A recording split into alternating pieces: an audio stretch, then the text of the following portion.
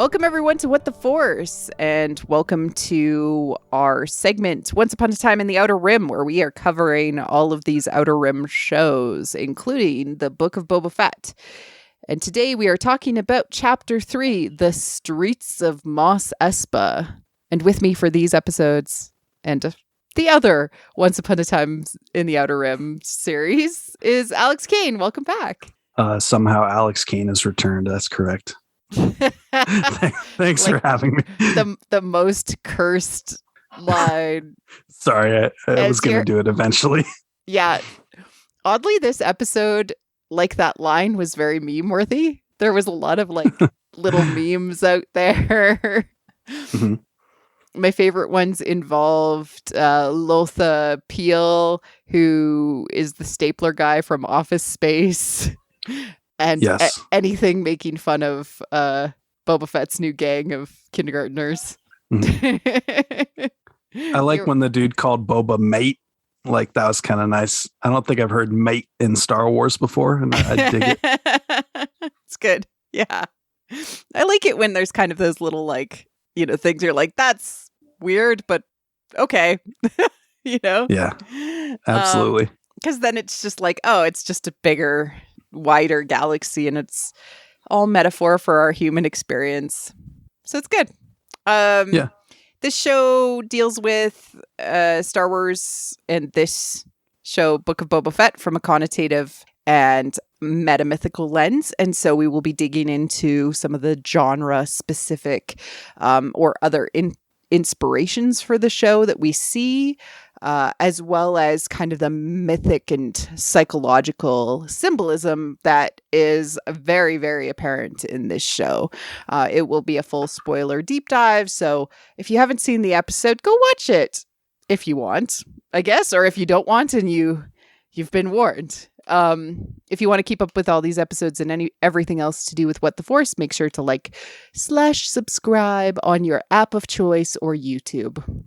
All right, Alex, can you bring us the summary? Yes. Chapter 3 opens with the droid 88 briefing Boba and Fennec on regional politics.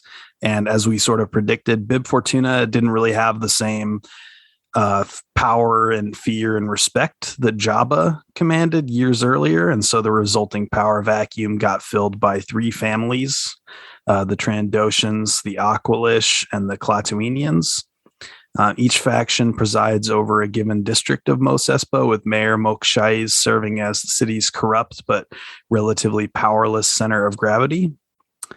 We get Lothal Peel, a watermonger played by character actor Stephen Root, shows up to petition Fett like a king because a gang of youths with a flair for body modification, they've been stealing from his water supply. So if Boba can rid him of the problem, Peel promises to double his tribute payments. At night, Boba and his crew track down the young street gang to confront them. And what he finds is a small group of young people without jobs, without purpose, who make some convincing points about Peel's price gouging. And she sort of says, go back to your palace. And Boba admires their spirit, so he offers them all jobs working for him. This outrages Peel, but Fett calls him out and says, you can either cut your prices and, make them fair, or get out of Mos Espa. And then later, asleep in his bactopod, Boba dreams of watching his father depart from Camino again, as he has on so many nights. We see the reflection of his young face turn to his present day self when a bolt of lightning cracks the sky. In yet another flashback, Boba bids farewell to his new Tusken family at their camp and rides away astride a large bantha. He seeks out the Pike Syndicate in Mos Eisley to collect protection money on behalf of the tribe. But the Pikes refuse him because they've already paid credits to the Kintan Striders, the speeder bike gang Boba roughed up in episode 2. Empty-handed, Fett rides back to the Tusken camp to find the skies filled with dark smoke. Many of his tribe have been killed, along with their banthas, their tents and belongings scattered and burning. Somber choral music underscores the weight of the moment, and he gets to have a little bit of grieving before we sort of cut to Black Chrysanthemum showing up and sort of tearing him out of the Bactopod. He's nearly strangles Boba to death, but the young street gang that Fett hired comes to his aid, and they manage to lock the Wookiee away in the throne room's rancor pit.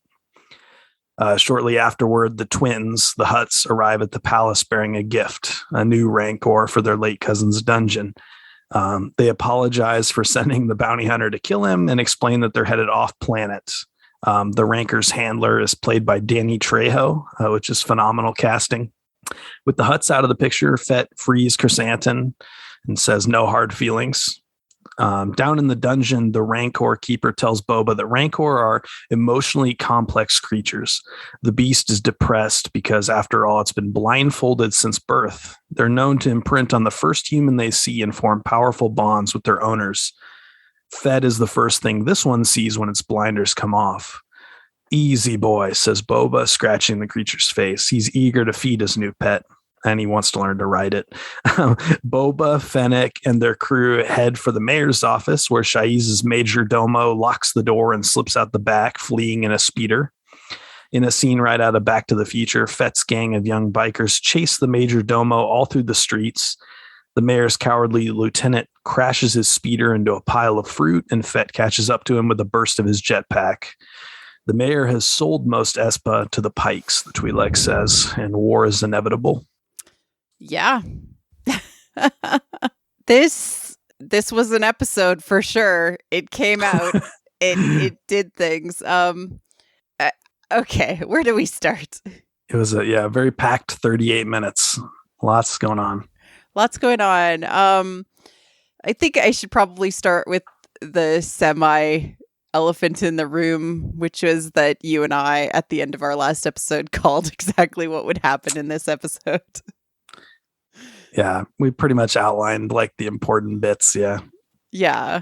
And like, I'm just disappointed that Jon Favreau is like that readable, he only has so many tricks up his sleeve for emotional development of the character, and it's really disappointing. And a lot of people that identified with either the Tuskens from an indigenous population or potentially from a Bedouin or Mena perspective were like, WTF, Jon Favreau, WTF. Yeah. And we ourselves, and here's where I'm a little like, we ourselves are more interested in the Tuskens and in Boba's relationship with the Tuskens than whatever Boba's off to do next. Yeah.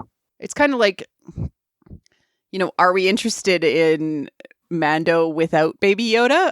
I don't know. That was kind of like the heart of what we were discovering and looking at, and maybe different choices could be made. I mean, again, many people have been looking for seeds of hope. I didn't personally see Tusken Kid. I didn't see the Tusken Warrior. By the way, they both need names. This is just getting ridiculous. And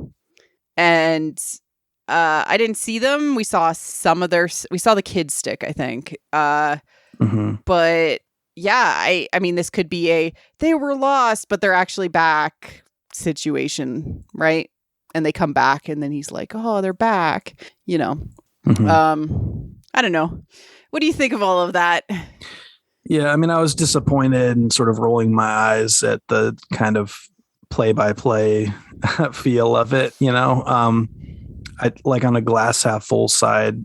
Yeah, I mean, like I didn't really see the speeder bikes, I don't think, that he gifted them. So my hope is that like a bunch of them got away and we're going to be surprised by, a better ending than what this felt like. But we are only 3/7 of the way through the story, but this felt we could have easily called it that like, if the Tuskens are all going to get killed off, it's going to be like episode 3 after last week's episode. And, here we are like basically seeing that play out and just being like, Well, you specifically said there's going to be consequences no matter what for what happened to the Pikes, but it was actually the consequences from stealing the bikes, which was related to the Pikes. So there was consequences exactly like you said. And I'm like, yeah, the chief guy, you're like the chief guy. I'm like, he's going to kill the mentor at least. Yeah. Like, it's just like, okay, now you're writing by rote. Like, that's weird. That's weird, right? And this is where Joseph Campbell himself would say, hey, the hero's journey is just the key to the muses. You read it, you understand it, but then you lock it away, don't look at it, write, and maybe go back to revisit it to understand what you wrote, right? You don't use it as a literal template. It's never been meant to be used that way, right? So if that's what's happening and he's literally like, checkbox, it's going to get old. The thing is about Star Wars is because of the more recent properties, it actually has a very high mentor to death ratio. Yeah.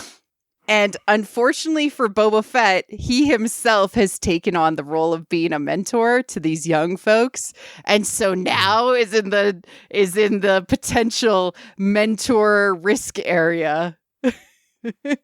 Yep. He's gotten himself to be a mentor.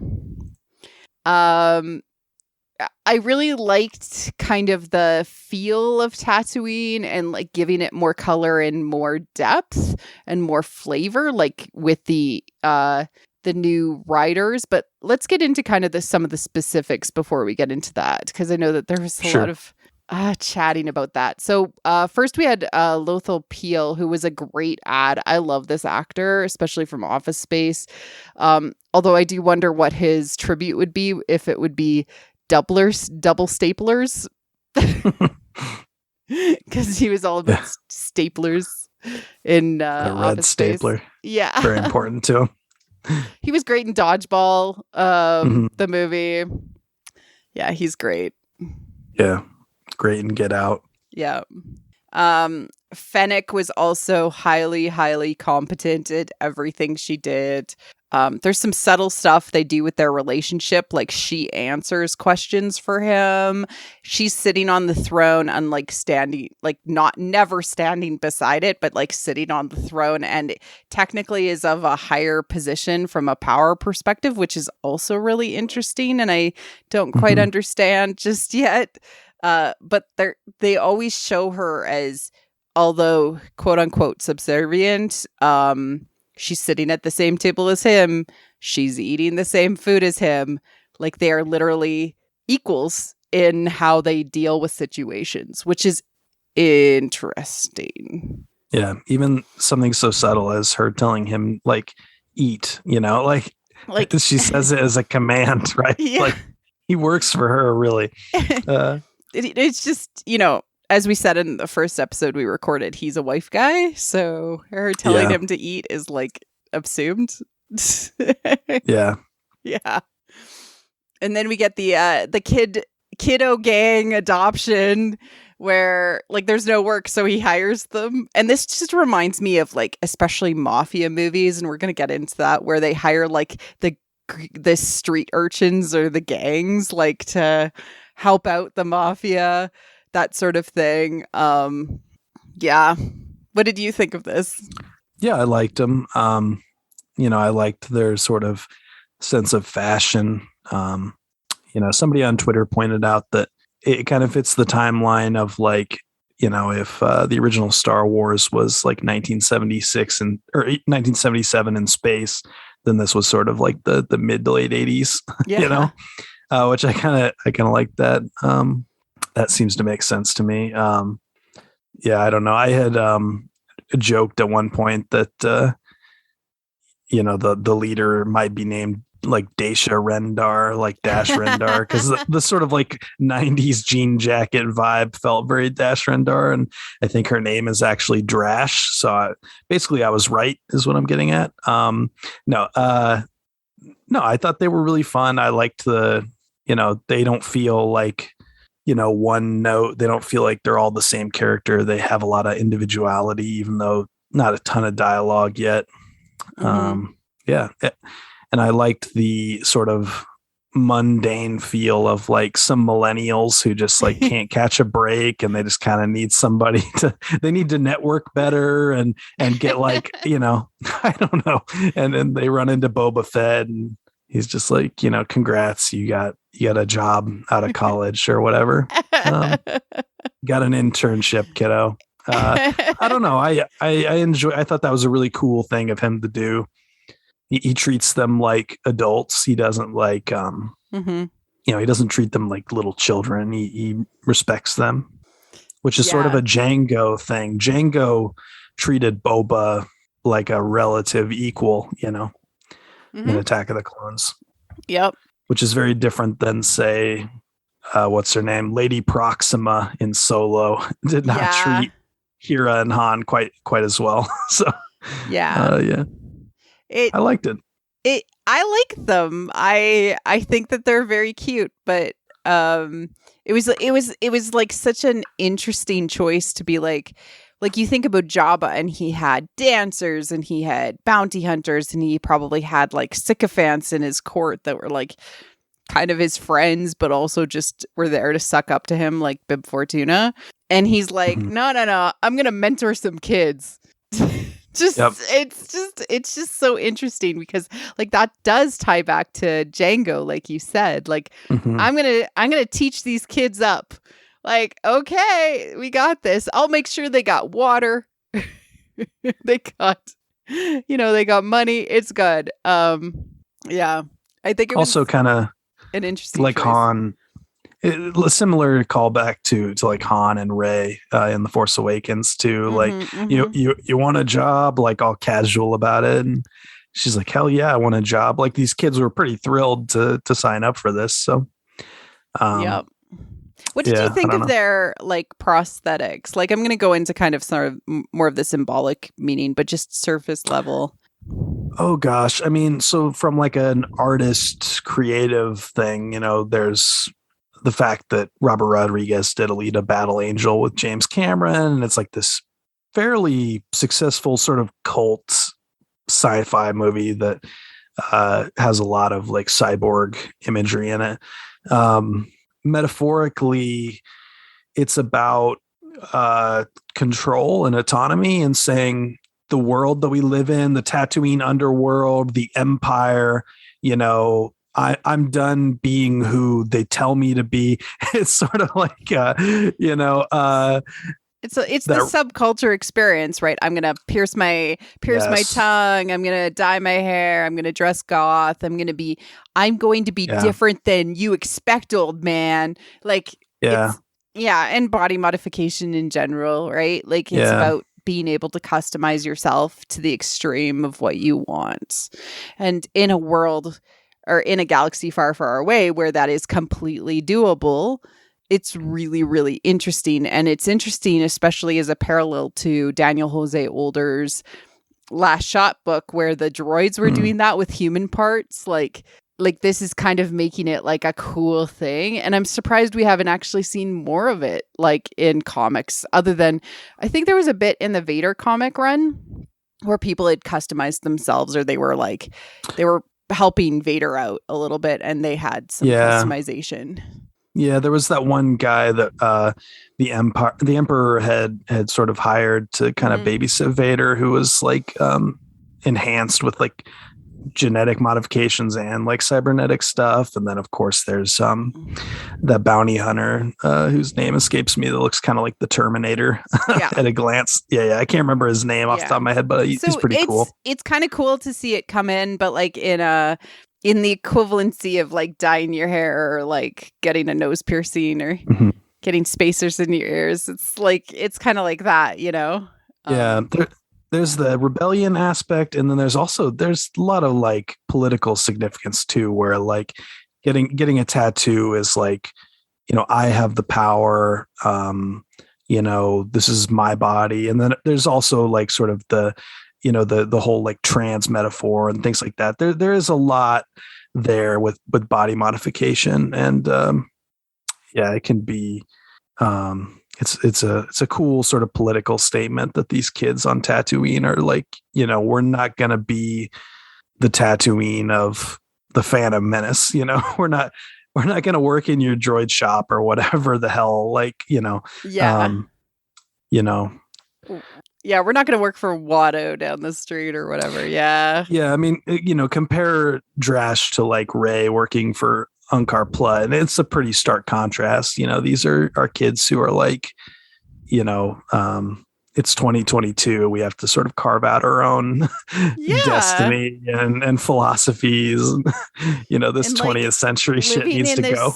Living in this universe kind of sucks. You have a high chance of being blown up by a Death Star. So we're going to live our lives the best way we know how, which is with cool Vespa-like, speeders and generally speaking, modifying our bodies the way we want.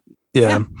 And the colorful Vespa speeders too. That's sort of like a parallel to like, hot rodder culture or street racer culture, which is another way of like making a statement and kind of expressing yourself artistically through your ride, your wheels, Yeah.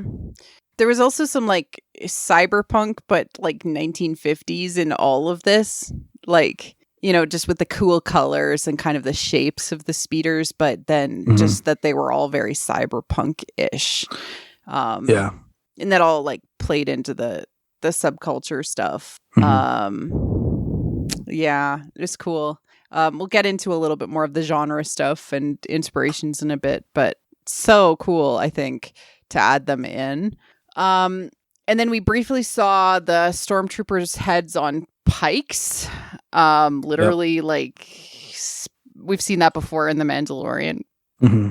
I assume, like, this is back in the dream sequence, right? So I assume this is like he's been with the Tuskens long enough that the Empire is now, like, at least on Tatooine, not a thing.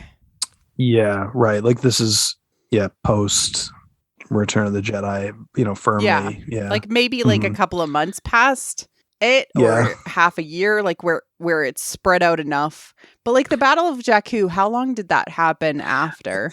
Yeah, that's what I was going to say. I wonder if that was like 2 years after Return of the Jedi, maybe not even that long. Okay. I'd have to look it up, but yeah. But enough that like the Empire is shaky wherever things are, right? Yeah. And he goes and he's in town and going towards the pikes, and we briefly see Peli walking with her little service droids behind her. Yeah. That was cute. Amy Sedaris. Yeah, I liked that too. Yeah. That was cute. I love her. And he's in Mos Eisley, which is also kind of cool. And then he goes and visits the Pikes, and the Pikes are like, oh, the speeder gang also is collecting this. I have a question for you. Is Boba like collecting money for the Dune Sea? Like a little weird? Like a little bit. Right? I did get a feeling like that it was a little weird, but then I suppose it's like, quote unquote, for their, their protection or whatever. But yeah, I did feel a weird gut, like why is he the one to do this? But rather than not just like accompanying them and letting them speak for themselves, maybe, is that kind of what you're getting at? Yeah, it's a little weird. Yeah. Like he's kind of forcing the expectations of how this relationship is going to work. Yeah, I agree. And it also kind of felt, and it's purely based on what was seen, right? Which is that he was kind of making decisions for the tribe, and thus they had to suffer the consequences of those decisions. Yeah. Yeah, I think we might have touched on that last episode a little bit, but it's just like this idea that you have to ask yourself, like, how much is like Favreau and company like aware that they're doing this? It feels like they might be a little bit aware, and that's part of the arc. But it might be, it's like, is this the purposeful choice that he's kind of suffering consequences? Him suffering the horror of having to watch people die. I don't know. Why? Okay. Yeah. Then we get to the death of the tribe, which I've already done a time boxed rant on, but yeah, you pointed out that the swoop bikes had been missing, and he got more time to grieve than we got for Ben Solo. Yeah, I mean, we get to see him sort of cry and take his little moment there, which is nice. But yeah, we don't get a very concrete sense of the scope of the tragedy, other than it didn't look like there was a lot of bodies. There was a few. Right. It really didn't look like there was a ton. Like his pile wasn't the whole tribe, obviously, because we've seen the whole size of the tribe around the fire. Yeah. I don't know. And then we get this. Oh, sorry. Go ahead. Well, just like the destruction of their artifacts and stuff is, a really sort of, big act of violence too. Yeah. Desecration, or whatever you want to call that. Like, obviously they have all these like handmade things, like the gaffy sticks that have like spiritual significance, and they're sort of representations of like the past, and that kind of thing. So, it's more than just like setting tents on fire too. Just the fact that like the gaffy sticks are like left there burnt. It's that's part of the tragedy too. It's sort of like their history being destroyed. I feel like either the missing Tusken warrior and kid will come back at some point during the dream sequence, or they'll come back when he needs them, quote unquote, in the modern day or the current timeline of him being the crime lord on Tatooine. And fine. And then we get Wookiee Interruptus, where he is attacked. Right? Because took me a second. He's interrupted while he's having his dream of his experiences on Tatooine with the tribe, right? And the Wookiee interrupts that and, takes him out of the moment. I thought this fight was really good and satisfying. I loved it. I don't know. It was like him being all like covered in back to juice, and like the kiddos like fighting the Wookiee, and then, Fennec coming in there and solving the problem. Like, mom's home. Mom solved the problem. Yeah, I have in my notes that it's sort of like a nice parallel to like the first image we see in the episode is that spider monk thing out in the desert, which is sort of like a brain in a jar, with a mechanical spider body. And so it's sort of like this false sense of immortality where, if anything happens to that jar in the brain, then that sort of immortal, sensationless monk is going to probably go away. But it's similar to, Boba in the Bacta tank. It's keeping him alive. It's sustaining him like sort of like a vampire coffin or something. Yeah.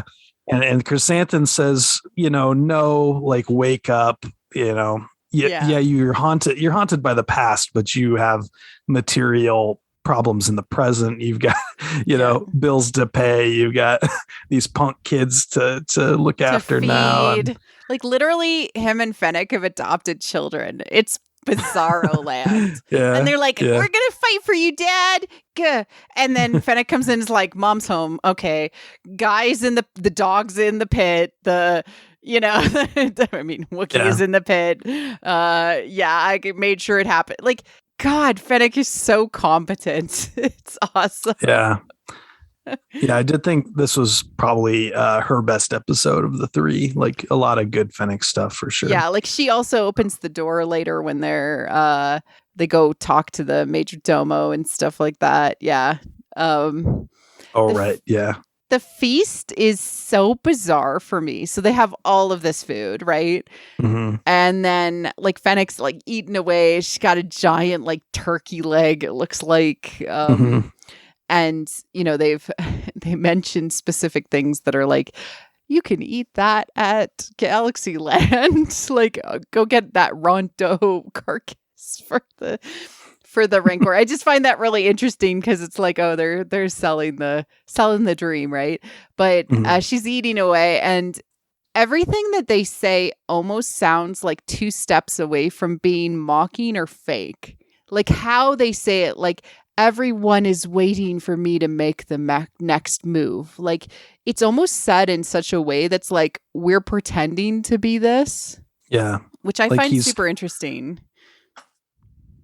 Yeah, he's sitting there having like this big feast for like suitable for a I don't know, like a Norse, like a Viking king warrior or something like Thor or whatever.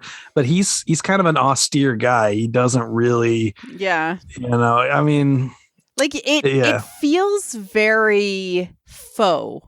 Like they're putting up airs. Like it's not like he's like living what this is. Yeah, the feast looks like somebody who would be carried into the city on a litter, which he is not the type of person to do that. But even beyond like not even being the type of person to do that, it's like he hasn't made those changes to be like the types of ruler that he wants to be or whatever. And it still feels like he's pretending to be this. And I don't know if that's purposeful, like how what they say feels very like, and like almost undercover, like they're undercover cops or something. Yeah. Like it's weird. I don't know. It's interesting because we never got the conversation of them like, hey, let's go to Jabba's palace and take up residence and kill Bib Fortuna. We just sort of saw Bib get killed and them take the throne. And then Book of Boba coming 2022 or whatever. So yeah. We don't really know what their motive is. We like to imagine that it's this big significant plan to make Tatooine a good place to live or whatever the hell, but who knows? We have no idea. It hasn't been revealed, right? Like it's just I'm pretending to be a crime boss right now, in my opinion. He's not a crime boss. He doesn't want to be a crime boss. He really doesn't seem to want to be a crime boss. Like he doesn't have a desire for power fundamentally. It's very oppositionally opposed from how he's acting for what he wants. You don't need all of these things or to control other people to be happy. Obviously, Boba, you want other things out of life, but you're doing this anyways. It's weird. So I don't know if that feeling of kind of weird dissonance between how he acts and what is shown, and it feels purposeful. So I'm going to wait and see, obviously, but it's interesting. And then the twins come by to say, yo, sorry, we tried to kill you, buddy. We're leaving because apparently it's hard to kill you. Bye. Here's the Rancor. I love the twins. I wish they would stay. I just want them to hang out. They're awesome. I love whenever the one guy twin like pats his body with the little chickeny thing in the fan. I love them both. Yeah, they're fun. But it felt a little weird. Like, we just don't want a war. It's like, well, were you really in any sort of danger, really, from Boba Fett? He wasn't going to fight you. He wasn't going to try to kill you. Yeah. Like, he wasn't going to risk the Hutts coming and killing him. It felt weird. Maybe they just didn't want to be there for the Pike Syndicate to show up. Maybe that was it. And it was just a little odd. Or maybe they know more about, beyond the Pikes, Yeah, like what's going on with all of this. Yeah. Could be a big... Maybe Mommy called them home. Who knows? Yeah. I also, we've been talking about some of the parallels, and I've been thinking that Boba has a lot in common with like Han Solo, but also, we're talking about, you're sort of like asking what the hell he wants here. And it occurred to me that he is like Anakin and metaphorically, like so many characters in Star Wars, like he literally did not have a mother, literally the way that Anakin didn't have a father. Yeah. So that's interesting that he's not from Tatooine, but he's sort of wound up, It's like reverse Anakin. Yeah. I don't know what that means. But it just occurred to me. And we talked about Mando having a lot of Vader Anakin traits. Is like the chosen one, so like an evil Jesus. Yeah. Or like sort of like Satan, but like the angel version, right? Like fallen angel type. It's interesting. I'm going to think about that for a while. And then they give him a Rancor and is like, here, and a Rancor with its own Rancor trainer that came along with it. Sweet deal. He didn't have to like find one, right? And he's like, here's a depressed Rancor for you. Yeah. Here's a gift, and also Danny Trejo is going to live in your basement now, which is not really a bad little cherry on top. Okay, so Danny, what do depressed Rancors do to fill up their day? I don't know. Probably listen to that the mariachi Bith jizz guitarist or whatever. I imagine they listen to a lot of that Bith mariachi guys records. That's what I'd be doing.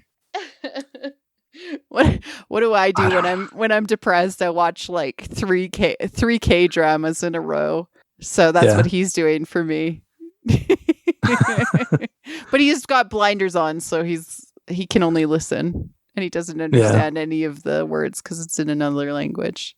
That's so sad. But then the Wookiee, Chrysanthemum, he lets him go. That'll come back. Mm-hmm. That's a classic. That'll come back to help him. He made an ally. It's the same. I think he did. It's the same symbolic. Like, he basically has a life debt on him now. Like, that's like how Chewbacca like ended up being in eternal service of Han. But it's the same story as, you know, the young girl or the young maiden taking the thorn out of the lion's paw, right? It's the same thing, right? And then there'll be a return of service at some point. Yeah. It's interesting. They didn't really allude to it, but also like Boba and Chrysanthemum have history together. Yeah. Throughout the comics where they were either working together or sort of in competition with one another. So they're almost sort of like, old work buddies or whatever. Yeah. Yeah. And Chrysanthemum's probably like, dude, what's going on? You maybe I should become a warlord or crime boss, daimyo. And then we get this really cute scene with the Rancor and the trainer, and we learn all about Rancor imprinting, which means that they're basically like baby ducks that imprint on their mummy or whoever happens to be standing there. And then there's this whole like femme mentioning of the witches of Dathomir. So, like the Night Sisters. So there's like this massive femme association with Rancors, which is really cool. And Boba was like, I want to ride it. Because, of course, he's a Mandalorian fundamentally. And they're meant to ride the giant mythosaurs. So, okay, is this going to be a thing? Like, is there going to be like a big Mandalorian war type thing and he gets to ride his Rancor into battle? Yes! Yeah. Maybe the retaking of Mandalore, he'll take it with him. Yeah. And he's showing super amounts of nurturing this episode, like with the kiddos, right? So this is like the masculine nurturing fantasy, taking care of kids, taking care of his pet Rancor. You must be so hungry. Okay, we'll get you some roto meat or ronto meat. We'll get you some ronto meat. Yeah. Like, he scratches his cheek and says, "Is that the spot right there? Oh, you like that, don't you?" And yeah. Like, it's sort of like a middle-aged guy with a dog. It's just a really charming thing. It's good. This is where like bell hooks would talk about how we have to ensure men can love, right? They're allowed to love, and we have to encourage them to love not only themselves but others. Yeah, I'm all for this. Let's make Boba a soft, squishy man. Also, he needs to love his wife. Yeah, that hasn't really happened yet, but I'm holding out hope that you're holding there's some hope. Kind of get your cloud makeup ready. Yeah. Then they go and visit the mayor, but the mayor's not here. Oh man, mayor's not here, man. Instead, run into the major domio, and it's like all he knows is bureaucracy, so he keeps bureaucracy going. It's really a fascinating look at government. Yeah. It's sort of that I made a joke on Twitter like a week ago about how he's sort of like that customer service rep who's just like, oh, gee, like, I wish there was like literally anything I could do to help you, but like, I'm afraid my hands are tied, that kind of thing.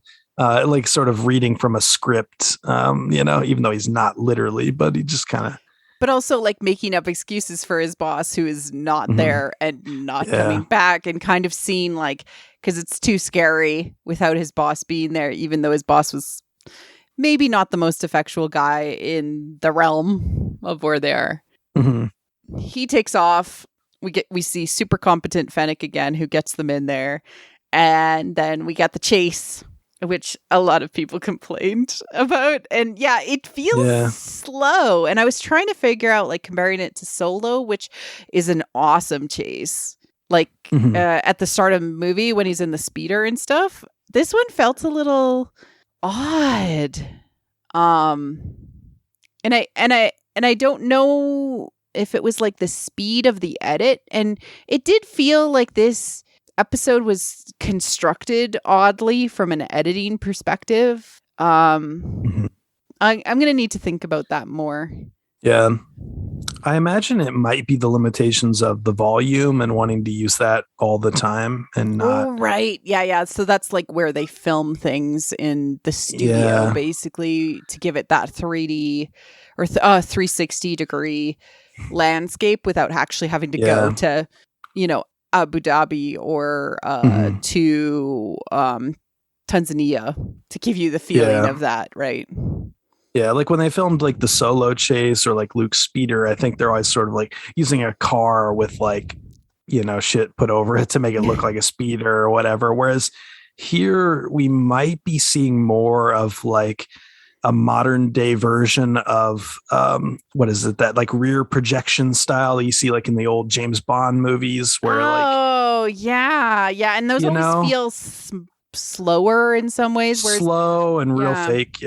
Like the speeders themselves had close-ups of the actors, and then they used models to actually show the speeding. Like they used like little miniatures basically to show the speeders going fast through the trees. That's how they constructed like the speeder chase in Return of the Jedi.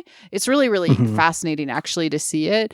And other speeders were using cars usually to replicate the speed. So it just, it could be like that. Like we're kind of reverting to like an older form of technology because of the limitations of where they can film and the cost of filming those things. And but they did feel like more like Vespas because they were kind of slow. Yeah.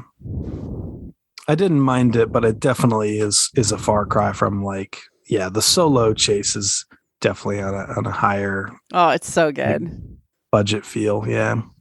Which, Oh, sorry. I was going to say I watched Diamonds Are Forever recently, the old Bond movie. Pretty awful movie, but it like they totally do the Solo thing where he like tilts the car on its side, just like Han does, just squeeze through the alley. Like that's totally stolen from Diamonds Are Forever. So it's sort of, this is kind of just another way that this goes back to, George and Spielberg and those guys when they're young, loving these things. Yeah. And that's something that we're going to get into in a little minute here. It's just how much this show is not just going back to George Lucas as inspiration, but going back to the things that inspired George as inspiration.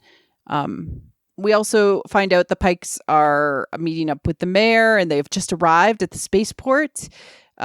And so because of the connection of where the episode started and where it ended with the Pikes and the Pikes, sort of from the like vision/dream, his business with the Pikes seeming unresolved, and then there's more business with the Pikes. It feels like there's going to be a bigger beef about this whole thing. Like maybe the Pikes convinced the speeder gang to go after the Tuscans, much like how Boba was convinced to go after the speeder gang to only have one protection racket on the Dune Sea. I feel like there might be more history there. And then we get the cool, like, holophone with the Cyclops dude gang guy, which felt very much to me like the kid who like picks up the payphone to dial the crime boss to let him know that his enemy has arrived so he can show up with the Tommy gun and like blow up the joint. It felt exactly like that, like exactly from that sort of scene, like Scarface or like like a mafia movie. Yeah, where that happens. Yeah, Scarface and Godfather. Yeah, Godfather. The ones that come to mind. Yeah. Yeah, and that's like where I know John has talked about this before, but Mandalorian and this are heavily tying back to the influences that influenced George, right? Like we think about the 1950s, especially. You think about American Graffiti and that like small town, but like pumped up cars concept, all inspired George. The futurism, but like old, super George inspiration. And I'm wondering if we're getting a little non-George inspiration with The Godfather, which is heavily inspired in this movie. And I'll go into that in just a second. But you had some points about the bikes themselves. Oh, yeah. So, I mean, a lot of people have pointed out that they're very similar to the Vespa gang, I guess, from the film Quadrophenia, which I've read like a chapter of a book that was about that movie more than I haven't actually seen it. But essentially, my understanding is that the Who made sort of like a concept album, like film, sort of like Pink Floyd's The Wall. A lot of bands put out a concept album.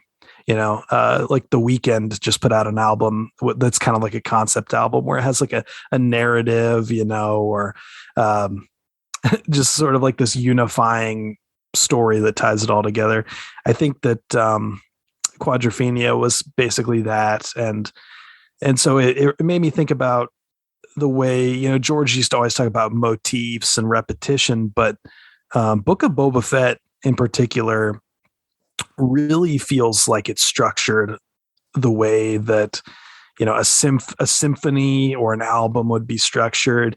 It's very sort of musical in the way that it plays with the sort of like the same little refrains and choruses. You could argue that Disney era Star Wars does this in general, but like Book of Boba especially, where we see young Boba watching Django take off, into the sky, at the window, at the rain, you see the image of him in the back to tank with like the rebreather thing over his face. And like, you see the same imagery repeat. And we kind of like know when that happens, we sort of know what it means. It's sort of like, the bridge before the chorus, or, the chorus leading into the next verse.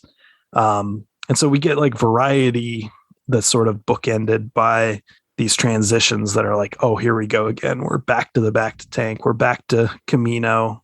Did I talk about last week about the Book of Boba Fett and the Book of Moses? Did I talk about that, or did I just message you? I think we did on episode 1. I think that was kind of our heavy. Yeah, we talked about it, but then I learned more that the first 5 books of the Old Testament, or the Torah, is actually called the Books of Moses. Oh, and okay. It's like, it's a very religious thing. Jon Favreau was raised Hebrew. He's very familiar with this.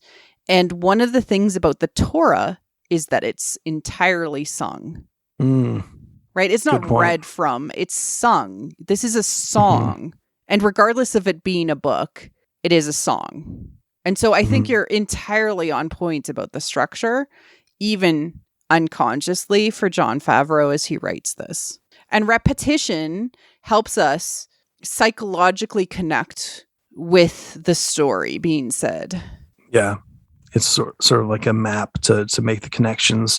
Also, I pointed out in my written recap for this episode, like the choral music when the Tuskens the Gregorian are found. Chant. Oh, yeah, which it's so very good. I mean, it's very powerful. I'm a big fan of Gregorian chant. Yeah, and we sort of, you describe it as like the good, the bad, and the ugly, which it is, but like the theme for Book of Boba is also like the, hey, it's got that sort of, it's vocal music, it's not just dun dun, it's, it's, hey, there's a lot of choral. Yeah. And there's a lot of oohs too in the score. It'll be fun if I get a chance to dig into the score. It's really interesting. Yeah. Yeah. And it's a nice alchemy too, because it's you've got, is it Ludwig Göransson? Is that how you say it? Yes. You've got him writing the themes, but then also Shirley. I can't remember the first name. Yeah. Somebody sure. Yes. Yeah. Might be John Shirley.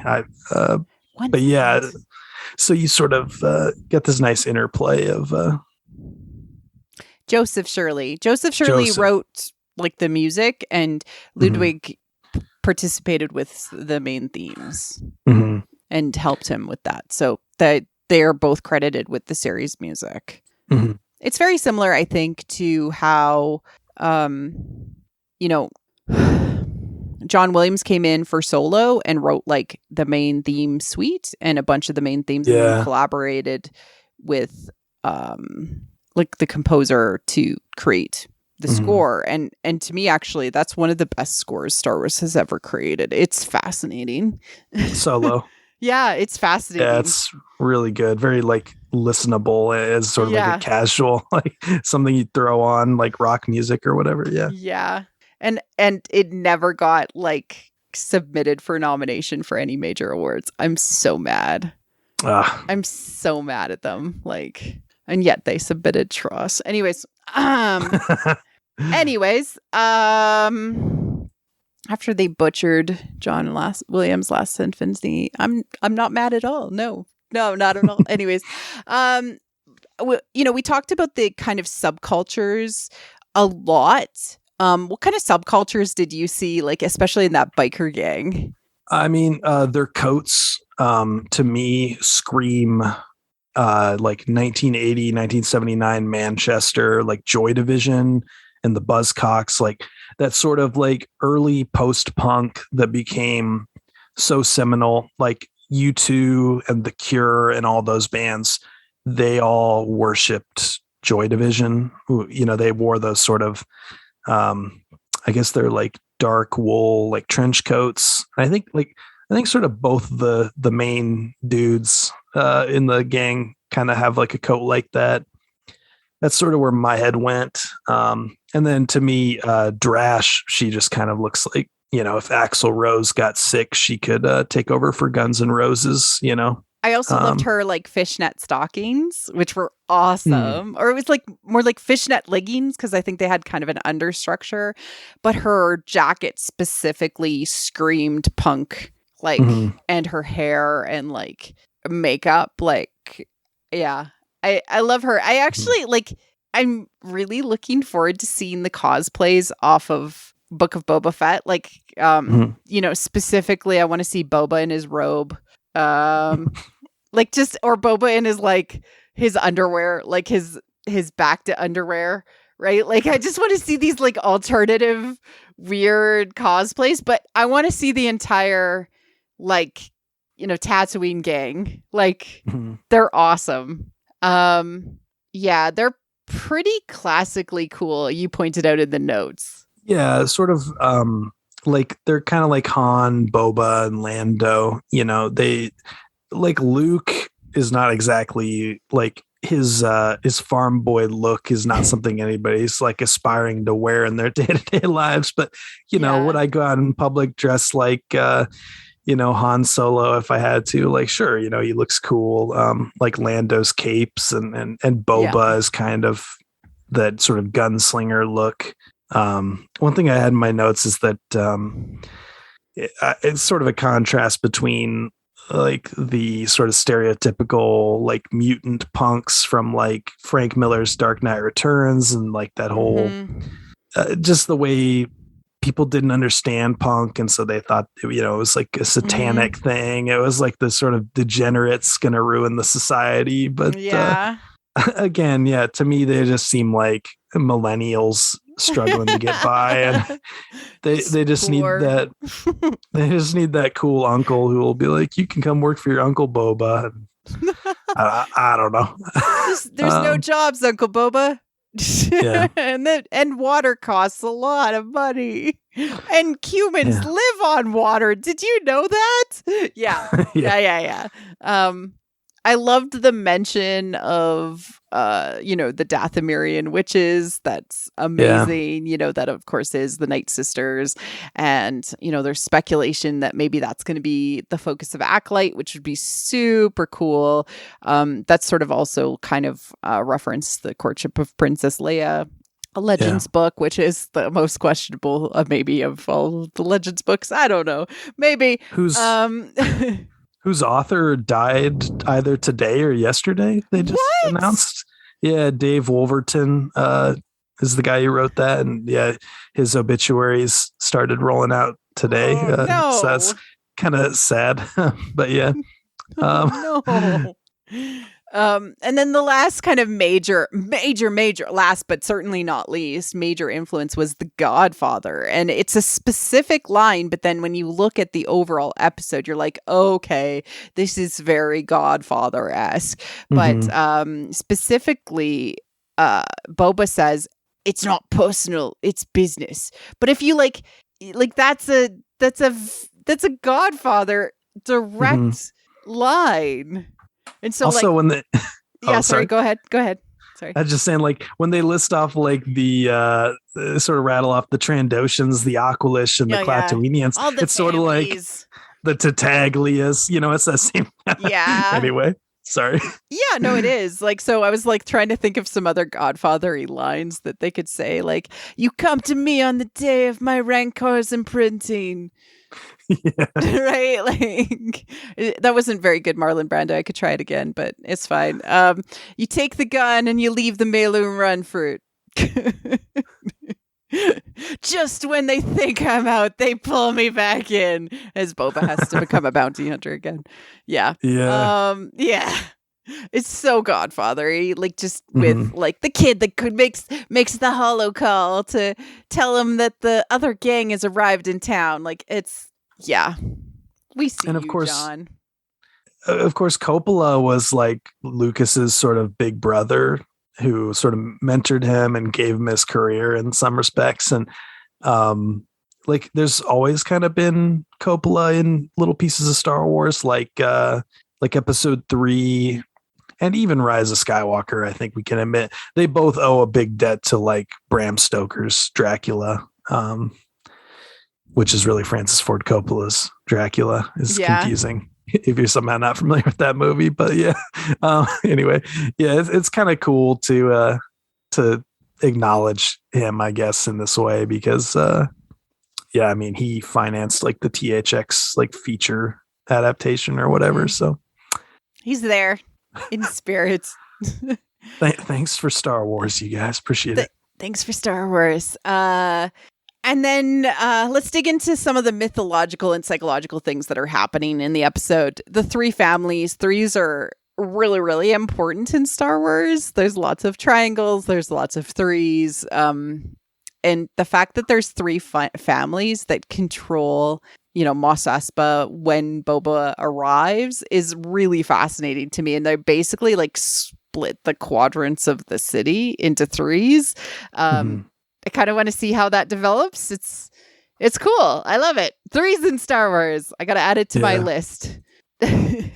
even like how there's the light side, the dark side, and then there's the underworld, which is like the gray area underneath, Yeah. A lot of threes. Lots of threes. And then we have this like tiny little shot of the frog-like creature, and I do not know the name of it. That there's like a rat next to him, and in Return of the Jedi, when we see Jabba's palace in the background, the little frog-like creature eats the rat, right? Like that's the famous like scene setting. That's another thing that we're getting a ton of, which is establishing shots, which sometimes Star Wars either fails at or succeeds at. We're getting I'm not even noticing it so much because it feels so Star Wars because of all of the establishing shots. This is an establishing shot, right? Same with the little spider with the glass jar of brain. That's also one too. And like seeing Mos Espa from different perspectives, seeing the dunes, establishing where we are and getting the mood before we jump into either the characters or the action, etc. But then the bat flies in to grab the rat or bird, and the frog eats both. And this is the classic prequel, the Phantom Menace. There's always a bigger fish, right? There's always something that you cannot see, or there's always something that is bigger out there. And also the nesting doll of problems. And if we look at Book of Boba Fett, like we see, okay, so originally he thinks it's the mayor, and it's not the mayor, it's the twins, but it's not the twins, it's the mayor working with the Pikes. And so there's probably a bigger fish, there's probably a bigger nesting doll. Right? Or a nesting doll inside of the nesting doll. So really, really kind of interesting symbolism there. All right. The Vespa gang, or the Arkidos gang. There's a big theme in Star Wars, which is like man versus machine. And I highly, highly recommend The Magic of Myth by Mary Henderson, which was a supplement book that came out when Star Wars did a exhibition at the Smithsonian Museum, and then it actually traveled for a little while. You can buy the book still. It's like, if you're not used to thinking about things in a mythical way, kind of like I am, it's a really good primer on Star Wars and like the mythology, but also the inspiration. And she goes into the theme of man versus machine, but Star Wars is like really unique in that it's not just like man versus machine. It's also like the good guys use machines. So it's more good technocrats win over bad technocrats, right? And it's the idea that the humanity behind the machines is always still more important. And if you lose your humanity, that's always spells the kind of the dark side. It's always kind of been a how you use the machines rather than the fact that the machines are in there. Unlike sort of other properties, large properties like Lord of the Rings, where there is very, very anti-industrialization themes, anti-machines, anti-industrialization themes within the text.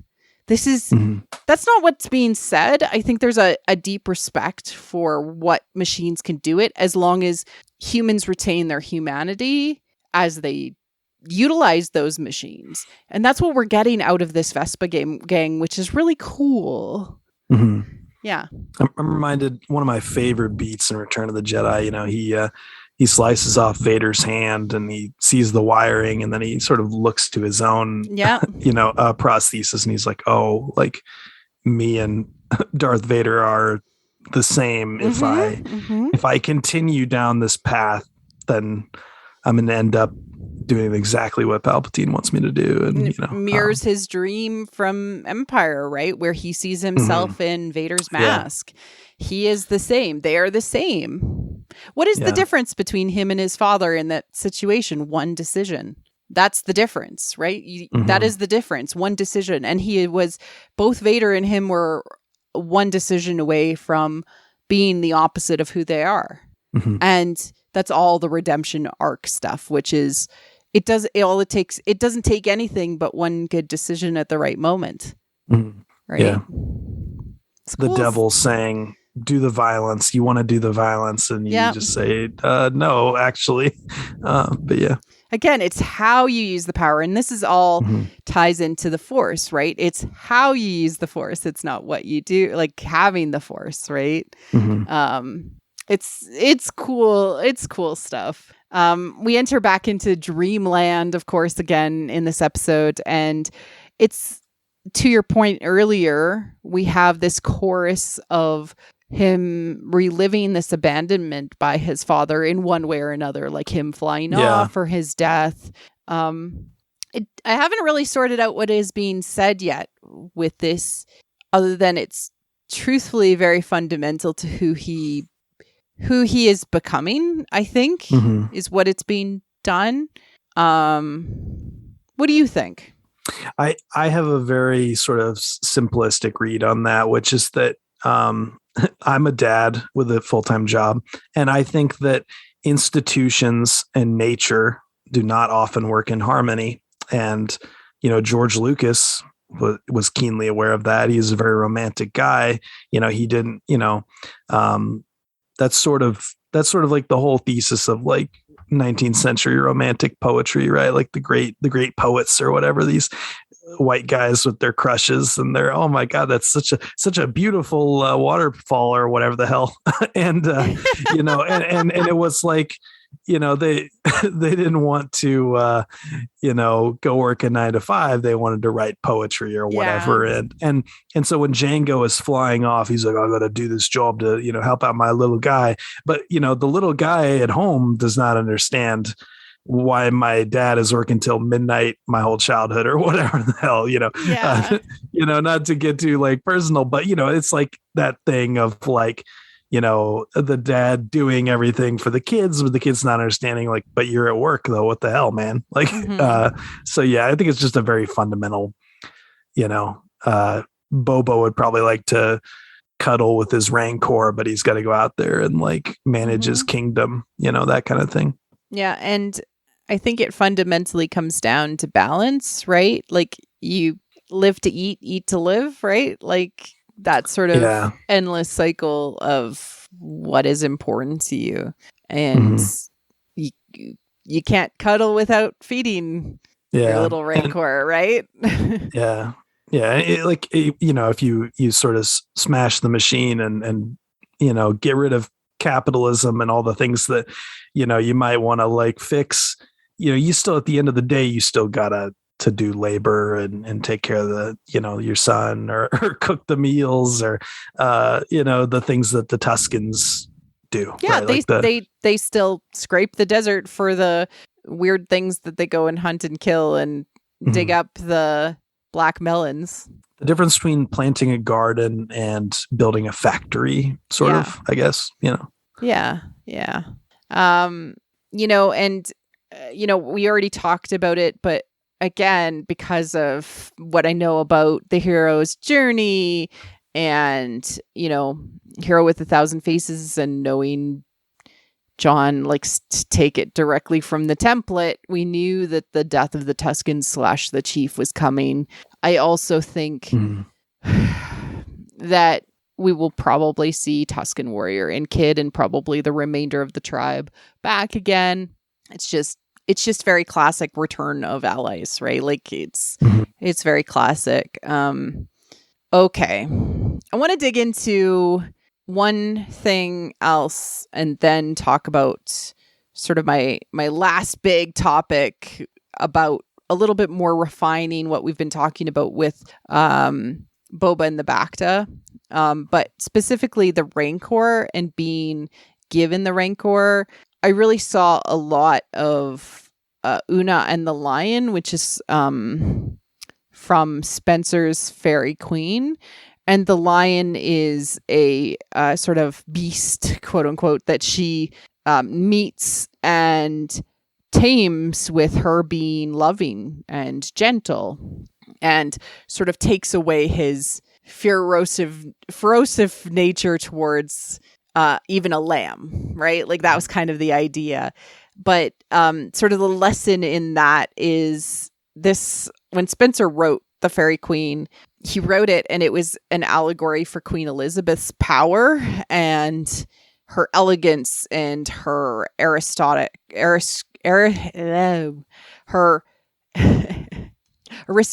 figure, right? So she is the ruler, and the lion, much like the coat of arms of the royal family, has a lion, right? Like it's the symbol of power. Jabba had a rancor, and he had a daimyo's right to rule over Tatooine and its area. And now Boba has a rancor, but it's a different sort of rancor. It's a gentle rancor, etc. He's going to treat him to be gentle. In the end, the lion sacrifices itself for Una to save Una, and when she's like being captured. So I see a lot of similarities there, and we could see something like that where the rancor ends up dying to save him, thus proving how much the rancor loved Boba. I don't want to see that happen. What I want to see is that, like, for some reason, the Mandalorian Din Djarin finds a mythosaur and is able to ride a mythosaur, and he gets to ride a rancor, and then there's a cool, like, Mandalorian battle that happens somewhere in the future. That's what I want. Yeah. Mm-hmm. Yeah. You also pointed out that there was a lot of like Hades and Cerberus, and it's the same thing. Like, having a massive, powerful beast under your control shows your control. Yeah, like the idea of Cerberus, like this like hellhound with 3 heads, is like terrifying. But like part of Hades' charm and power is that, you know, to him it's just like, yeah, I think of like Lore Olympus or whatever. It's just sort of like his dog that he has a good relationship with or whatever. So, yeah, it shows a respect, you know, so therefore like a command of nature, you know, and a harmonious leader or whatever. Yeah. And being in control of kind of like not only humans and beasts sort of shows like mass control and leadership and charisma and stuff like that. And it's like, if the Queen of England has a lion, then Boba has a rancor, right? And Din has the like like the horned animal that he has in that he slays in the cave. The mudhorn. The mudhorn, yeah. Okay, so going back to the Bacta, and you know, obviously rebirth, right? Obviously he's back in the womb. But very specifically because of how many times he is literally taken out of it or needs to leave, right? He's never completing his recuperation or his journey. He's not on like he's in there and he's done. And specifically, this really reminds me of a very specific sort of archetypical motif that is called a night sea journey. And you can like Google it and look into it. But Young and Campbell spoke a lot about it. And one of the key sort of indicators that this is a night sea journey is how the moon basically, and this is why it's called a night sea journey, because you have a journey during the day or you have a journey during the night, a night sea journey. When the moon disappears because we're thinking back to like, hey, we didn't have lights. We only had the moon. It was really important to have the moon visible because that was the only time that you could actually see sort of and go on the road at night, especially during full moons, right? But as soon as the moon disappears because it's a new moon, it disappears for 3 whole days. We can't see it. And it's not that it's gone from our horizon. It's just the Earth is actually in the way, right? And that led into some mythological and sort of collective unconscious beliefs about this kind of night sea, which is that a soul or a spirit or a person or a hero needs to travel the underworld to truly be transformed. And you keep on referring to the Dracula-esque experience or the coffin-like look of Boba's Bacta tank. Like, it's not one of those upstanding ones. It's very coffin-like. And that is the thing. It took 3 nights to travel the waters of the River Styx. And the fact that Boba keeps on being interrupted, like this time he was pulled out or he was woken up or he had to leave because he's got things that are calling him away. That is very, very common in these night sea journeys as the person is trying to sort of through the story that they're working through, their internal stuff that we've talked about this whole episode is going back and forth to try and fully break down the ego, right? The ego death is the whole point. But how it's being done is this archetypical way to basically uncreate the version of themselves that was before. Mm-hmm. And it is just absolutely fascinating to see it happen in a show. That's all. Yeah, no, you mentioned the coffin thing. I thought about how, like, before Rey can be the last Jedi and rescue the Resistance, she first gets in the coffin and goes to visit Kylo and Snoke. And if you read like the Art of the Last Jedi book, Ryan got designs like from the concept artist. No, more coffin, more like a coffin. Yeah. More coffin. I want a coffin. I said a coffin. Yeah, exactly. Yeah. Exactly. It's a deeply psychological thing. Jung equated the river Styx, to this night sea journey, and all souls have to cross through it, however dark, inhospitable, terrifying. It's really important because it brings you back to the maternal sea that you can be born again. It's this deeply psychological motif that speaks to this very old part of our brain. Like, this is what symbolism does. So we get the story. Hey, obviously he's being reborn because of, he's going through some changes. He's no longer a bounty hunter, etc. But then when we get that told to us in the symbolism and it's compatible with what we're hearing from a story perspective, our brains are listening on multiple levels. That's why it's cool. Mm-hmm. That's why it's important. Yeah, I'm picturing in Mando season 1, he's like, I'm dead, leave me, like I'm done. And then IG-11 drags him onto a boat yeah, through the lava river and through the darkness, and then out the other side of the cave, the opening to into the daylight. Literally, the river Styx. He goes to the underworld. Yeah. Yep. So yeah, Favreau. He knows what he's doing, but also like maybe following it too tightly in certain moments where he's not being sensitive to us as the audience who actually find those stories quite interesting. And hey, it's kind of boring to always do the same thing where you're like, you're a mentor, it's just it's just so funny. I don't know.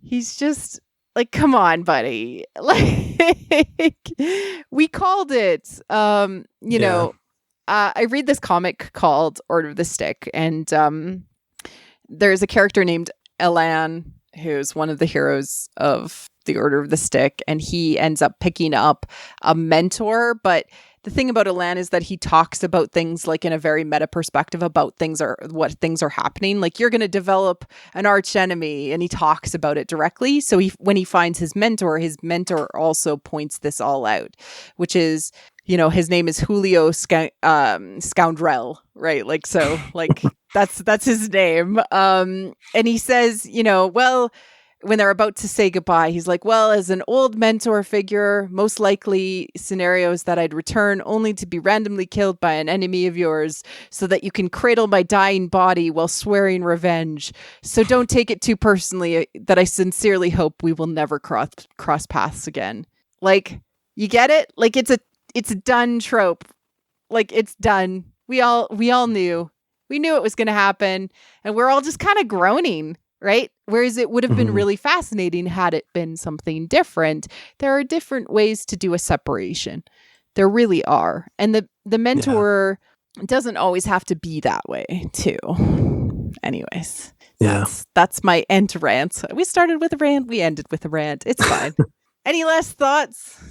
Oh, Alex? I don't know. Well, I'm just thinking like how could they sort of make it up to the chieftain, so to speak. And I really like the most beautiful scene in the movie Black Panther for me was, when he sort of speaks to his father in the spirit realm, Oh, like if he were to have another spirit vision with his little lizard? Well, that if he somehow, could have like some kind of final moment with the chieftain through that, and sort of like get the sense that like, the oneness of Tatooine, or that he's sort of doing the right thing, and have some reassurance that I don't know. But yeah, it's like that relationship. We didn't see very much of it with the chief, other than that the chief like respected him, and clearly it was mutual and stuff. But yeah. There would be ways to kind of show like, hey, the mentor is always with you, like Obi-Wan, right? Obi-Wan was like, right. I will be with you always, right? And from the Force, I still help. Yeah. Exactly. Yeah. Yep. That would be very Star Wars of them, but also stop killing mentors. Yeah. Like, I think you're at 11 now, Star Wars in live action. That's a lot. Mm-hmm. Yep. That's well, if we include Jin and there's more. Like even Rogue One. Jin lost a few. Yeah, Jin lost like all of the people that she cared about, but specifically like the older mentors, like Saw and her dad. Like she's had quite a few too. So yeah, well over 13. That's a lot for Woody Harrelson. Yeah. Anyway. Yeah. Like Solo, definitely. Yeah, we got that. We got, Qui-Gon, Yoda, Obi-Wan, Han. I always like how Leia. Like, okay, we get it. Can anybody live? Seriously? Okay, I've said my piece. I always like how Yoda was doing just fine in retirement, like living it up and having like, he was in his prime, and then Luke shows up with all these daddy issues, and then Yoda's like, dang, all right, I'm die out now. Yeah, I'm out. Anyway, well, literally, I mean, hey, like that's he died into the Force. Like Julio Scangel was right. If I see you again, I'm gonna be dying in your arms. Duh. All right, Star Wars, stop killing people. Thank you. Any final thoughts, my good friend? I don't know. I mean, I'm still on board. This is probably not my favorite episode for sure, but I'm still enjoying the show.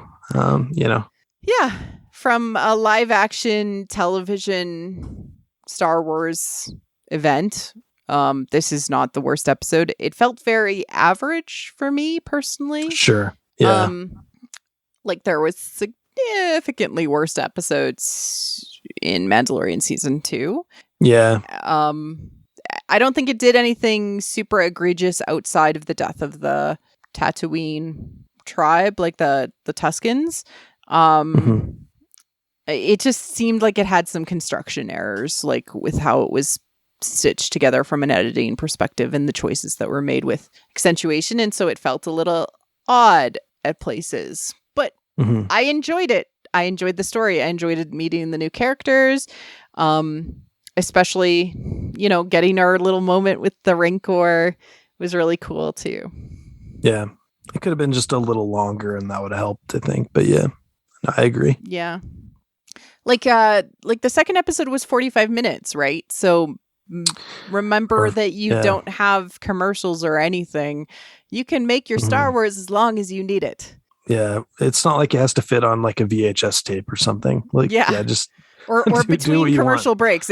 It must be 22 minutes long. Well, actually, you don't really have that danger. So make it the reasonable length it needs to make to tell your story. And it did feel like maybe it was missing something at the end or at the middle, but I don't know. It just felt just maybe a little less successful. And again, the dream itself was like, why did you do the thing I said you would do? Why did you prove me right? For such a smart guy, you sure make some dumb choices, Jon Favreau. I do love Black Chrysanthemum and hope that he comes back as an ally, which seems I think it's almost very likely. What is our bet on that, or over under on that? Like, very, very likely. Yeah, absolutely. All right, Alex, thank you so much for helping me dig through this episode. Where can people find you if they're looking for you online? I'm on Twitter at Alex J. Kane with a K. Awesome. And they can read all your stuff at? Yeah, like usatoday.com or Polygon, or working on a magazine feature that I can't talk about yet, but I'm very, very excited. Cool. Yeah. And you do your reviews every week for Book of Boba Fett? Yeah, I do a weekly recap for usatoday.com. Awesome. For my day job. Yep. Cool. Well, we will be back next week with another episode from the Book of Boba Fett. Cheers. Thank you for listening to What the Force. I'm Marie Claire Gould, your host. Our music is orchestral music by Christy Carew for What the Force. We have a Patreon at patreon.com/whattheforce. We like to thank all our patrons, especially those who love and are obsessed with What the Force. Brad, Melody, Night Huntress in Wild Space, Felicia, How Rude, Anna Perez, Macau Mom, Neil, James, Joe Allen D, Christian Luca, Josh Johnson, Scott C, and Susan. Make sure to like and subscribe on YouTube or leave a 5-star review on iTunes or other pod apps. It helps people find the show. Check out our other channel on YouTube or other podcast feeds, What the Fiction. You can connect with us on Twitter at WT Force Show, What the Force Podcast on Facebook, or our website, whattheforce.ca, or on our Discord. Links are in the liner notes. Feel free to reach out and start a conversation. Cheers.